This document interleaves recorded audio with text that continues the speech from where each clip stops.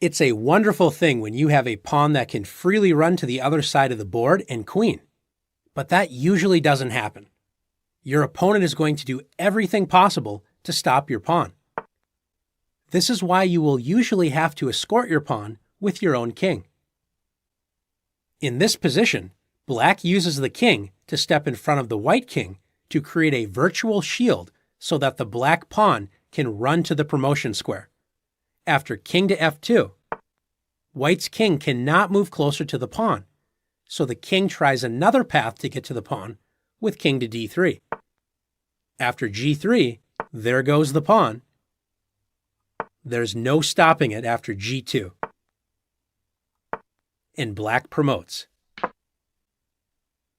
In this next position, looking at the board from White's perspective, White moves the king up the board where it can protect its pawn for the last several moves of its journey. After king to c7, Black is absolutely powerless to stop this plan. The pawn is protected by its escort, the king. There's no stopping this pawn. Let's look at one of the most classic endings. White has a pawn on the a-file known as a rook pawn. If Black's king can get into the corner on the a8 square, Black will prevent White from promoting the pawn, drawing the game.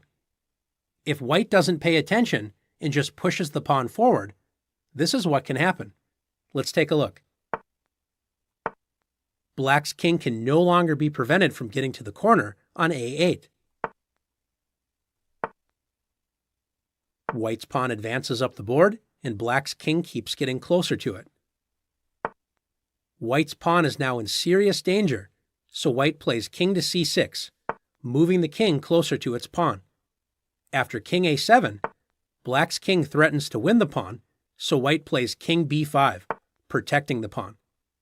After king a8, Black's king sits in the corner, so White plays king to b6, forcing Black's king out of the corner. After king b8, Black will simply move back and forth from b8 to a8 until White pushes the pawn forward with a7. After king a8, if White does not want to move away from its pawn and allow Black to capture it, forcing the draw, then after king a6, the game is a stalemate. Black has no legal moves, but the king is not in check.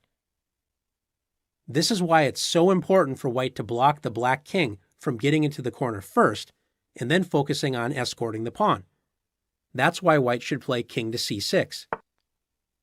After king to d8, Black's king gets closer to the corner, but White puts an end to that with king to b7. White's king blocks the king's path to the corner and will now escort the pawn up the board. Black plays king to d7, hoping to get to White's pawn in another direction. And after a4 and king d6, the Black king has to spend extra time moving around the White king. a5, king to c5, and after a6, king to b5, Black's king makes contact with the pawn, but it's too late after a7. White will promote to a queen on the next turn.